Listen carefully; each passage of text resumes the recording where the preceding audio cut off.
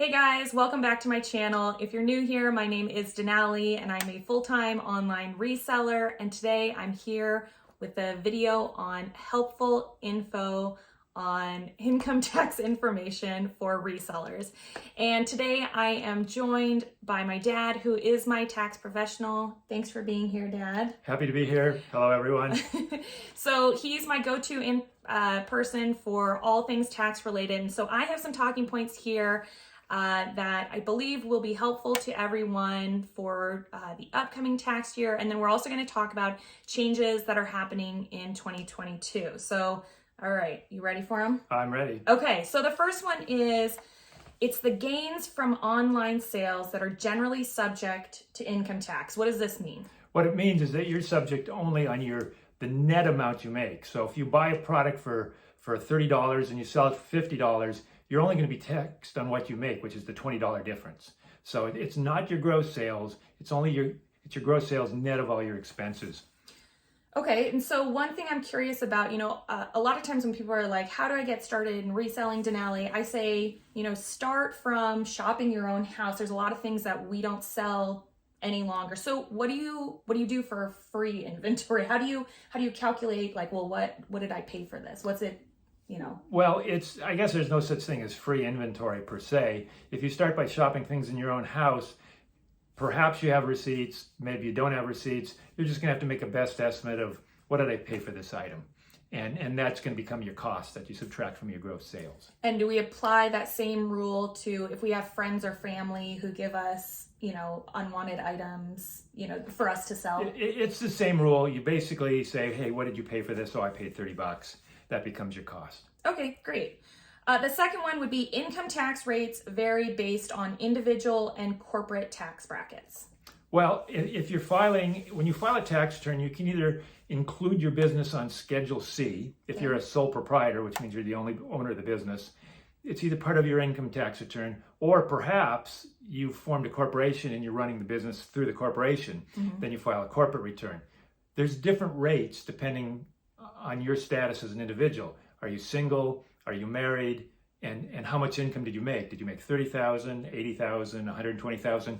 Because the more money you make, the rates go up. So just a quick example, for a married couple, the first $20,000 or so of income is subject to a 10% tax. And then from 20 to 80,000, it's a 12% tax. And from 80,000 to 170,000, it's an 18% tax. So you're going to pay different rates based on the amount of income. If you're a corporation, corporations have their own separate rates. Okay. So the third one is, not all sellers receive a Form 1099-K, but your online sales could still be subject to income tax. What does that mean? Well, all your sales are subject to income tax. Okay. As long as you make, have a net income. So all your sales are subject to tax, whether you get a 1099 or not. Now, there's a whole bunch of 1099s that have been out there. 1099 interest you get from banks, 1099 dividends you get from corporations if you get dividends. The 1099-K is a newer form that people have been receiving if they have sales of a certain amount. Now, up through 2021, that means that a third-party seller has to send a 1099-K to you and a copy to the IRS, reporting your gross sales if you have more than 200 transactions and it's more than $20,000. But starting in 2022, that limit has dropped dramatically. Now it's if there's more than $600 in sales, they're going to send a 1099-K. So that's a big change. It's not going to affect your 2021 return, but it will affect your 2022 return. Okay, so that's something that people need to prepare for, especially if they are maybe just doing this as a side hustle. They maybe just go on the weekends and they don't think they're selling too much, but now it's really going to be something that they need to take seriously. And the other thing to note is the 1099 form is not even so much for your benefit, it's more for the benefit of the IRS. The IRS just wants to know, hey, is this person reporting all their sales? Got it. Okay, and so it sounds like with this, these new changes being made, a lot of the platforms are making it easier for us. So, platforms like Mercari are going to be asking us for a little bit of information, and then they're going to be generating, based on the information we provide, name, name, tax address, ID. tax ID, which for most individuals is going to be their social security number. But again, if it's a corporation, there's going to be a separate tax ID for the corporation. Got it. And then the platform, like Mercari, is going to generate this form for us, and it'll probably, I'm assuming, arrive to us electronically. I doubt they're going to mail it to us unless you select it. Probably electronically, I would think, and they're going to come out in January. Yeah, so it'll probably, I'm guessing, be somewhere in the account settings section on any of the online platforms that you're selling on. All right, my next one is reporting your online sales is easier if you stay organized.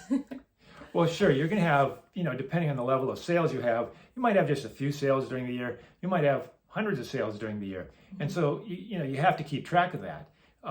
As far as your sales, presumably maybe you've got some sort of sales invoice or something. But again, the third-party platforms are going to help you there.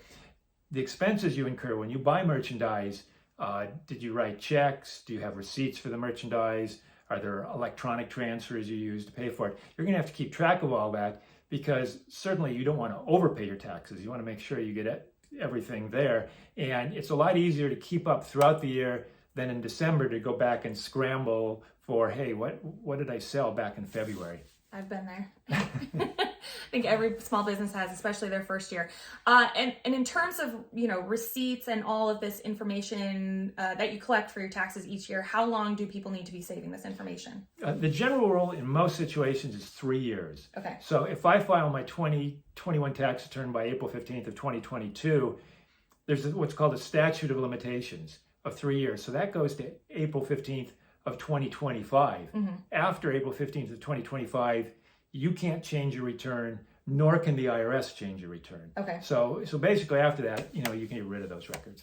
Okay, got it. And then just, one other question, just thinking of people who maybe sell at like garage sales or flea markets or stuff like that, they need to be generating their own receipts for those situations, right? If you're not going through a third-party platform, you're going to have to somehow have invoices or some way of tracking that. So just documentation throughout the year. Documentation, and depending on how much your level of activity is, you might even consider some sort of small accounting program like QuickBooks or something like that. Okay, that's good advice. Okay, so my next one is be sure to keep your tax identification information up to date.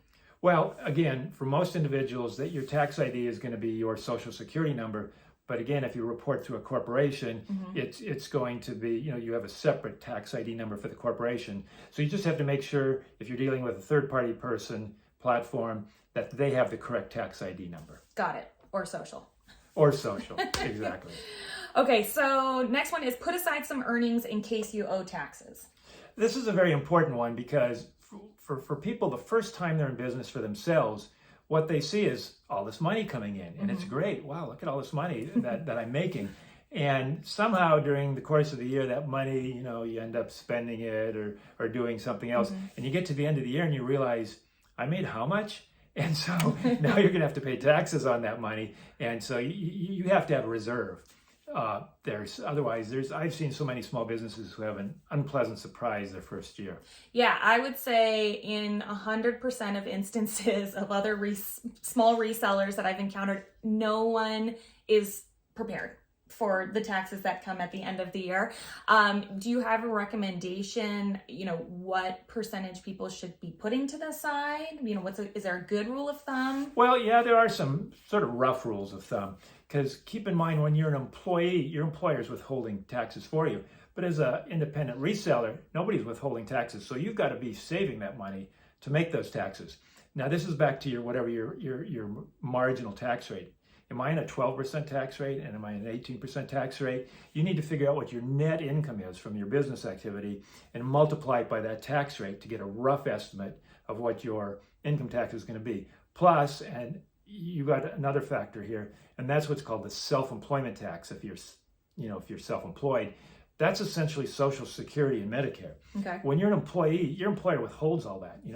Your gross pay might be $900, and they hold out Social Security, Medicare, income tax. You get a check that says $700. Right. You don't worry too much about it because the employer is taking the taxes for you, and hopefully by the end of the year everything's fine. Right? You're not going to owe a lot of money. Maybe you might even get a refund. But when you're self-employed, you're going to have to factor in. I'm going to have to pay my income tax. Oh wow, I have to pay my Social Security and Medicare as well, and that can range up to about 13% for those two. So if you're in a 12% tax bracket, and then you've got 13% Social Security and Medicare, you got to be putting aside 25%. Okay, that's pretty significant.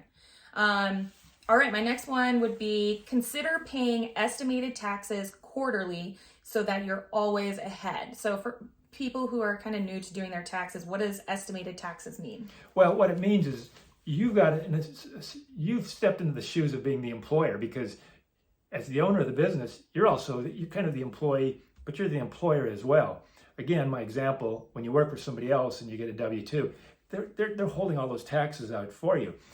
But as a self-employed person, you got to be paying those taxes in during the year. And in fact, the law says you got to be doing it on a quarterly basis. The IRS doesn't want to wait till April 15th to get the taxes. They want the taxes 4 times throughout the year. And they're called quarterly payments, but they're weird dates. So there's January, February, March, you have to pay by April 15th. April and May, you have to pay by June 15th. June, July, and August, you have to pay by September 15th. And then September, October, November, and December, you pay by January 15th of the following year. And what you have to do is you have to make an estimate of how much do I think money did I make this quarter, right? Here's my sales, here's my expenses, and come up with an estimate for income tax and Social Security and Medicare if you're self-employed. And you got to be making those payments quarterly. And there's 2 important points about this. Is making the payments means that you're not going to be in that situation where it's April 15th and it's like, oh my gosh, look how much money I owe. The other issue involved here is that you're actually required to make these taxes and payments. If you don't make those payments during the year, you can be subject to penalties from the IRS for failure to make estimated tax payments. Got it. So it's like not an option. You do need to make quarterly taxes. It's not something you can just put off till the end of the year. Right, exactly. Okay. And what if you make the wrong estimation? Well, it's not a perfect process. Okay. Because you're estimating as you go throughout the year. And sometimes people underestimate, sometimes they overestimate how much money they're going to make. If you overestimate what you're making and you actually send in too much in quarterly payments, you're going to get a refund on April 15th. Okay. So you don't lose the money, you'll just get it back. Okay, got it. My next point would be sales tax and income tax are 2 different and completely separate types of taxes.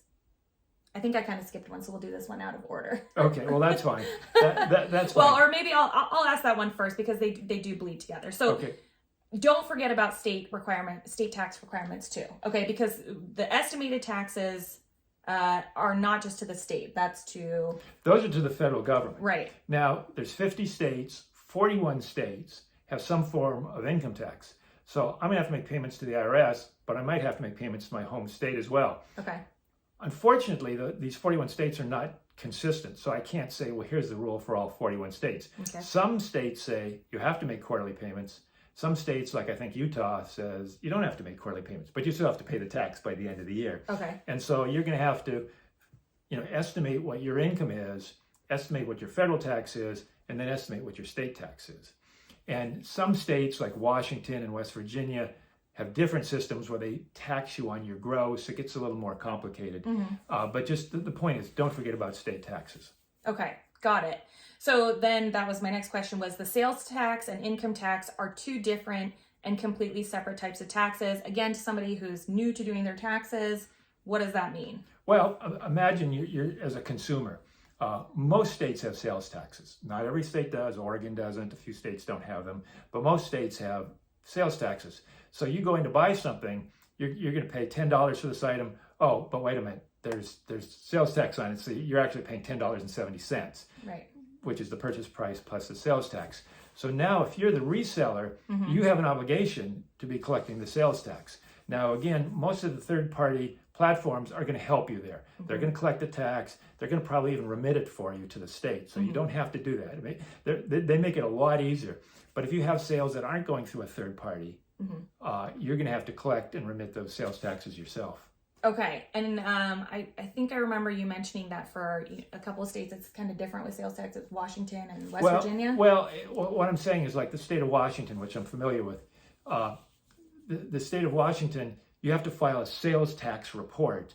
And so if the third-party platform is collecting and remitting the sales tax, the sales tax report you file with the state is going to say, here's my sales, here's the tax rate, here's how much sales tax I owe the state. Oh, but by the way, the third-party platform has already paid most of it. Right. So you're going to have to make sure you you attach a schedule that shows, here, they've already paid this for me. So you don't pay it twice. Got it. And is that just like a report that we could get probably from one of these online platforms that you're saying that we could attach to it? I think most of the third-party platforms have some sort of reports that at least if you can't attach the report directly, they give you the information so you can calculate what you need to tell the state. Okay, and so for somebody who's doing the taxes, I'm asking a question off the cuff. We didn't practice this one, but for somebody who's doing their taxes for the first time, they can go to the IRS's website. Is there any special forms on there that they need to use for reporting small business information like us, like an online reseller? There is a lot of information at the IRS website. Okay. So they have examples of all the forms. So if you want to see what a 1099-K looks like,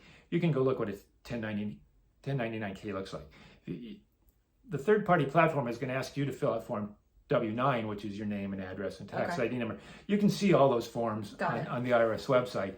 And there is a discussion. They do discuss estimated taxes. The IRS website has an explanation of how to calculate your quarterly estimated taxes. So there's helpful information at the IRS website. Okay. And they also, if you make these quarterly payments, you can write a check and mail it to them, or they now have it set up where you can just pay directly online. Awesome. We love doing everything online. Who buys stamps anymore? Right. Except for my packages I mail out. Okay, the last thing I wanted to mention is that, we mentioned that, these platforms are going to have these tools available for you. So Mercari has seller tools to help you keep track of all of this. You're going to be able to go into your account and then your seller dashboard, and then you'll be able to view your sales report. This is going to have all the information on your sales from the past year. This is going to be everything that's going to be reported on that 1099-K. Right. And so, the third platforms are helping you to make it easier.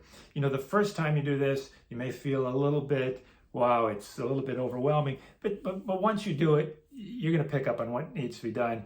And, it's really not that bad once you start working with it, working through the system and understanding how it works. Or just find yourself a dad or tax professional who can help you with all of this stuff and answer all of your questions and help you make YouTube videos to provide content and get this information out to other people. So thank you so much, Dad, for being here. I appreciate it. And thank you, everybody, for watching. I'll see you in my next video. Bye.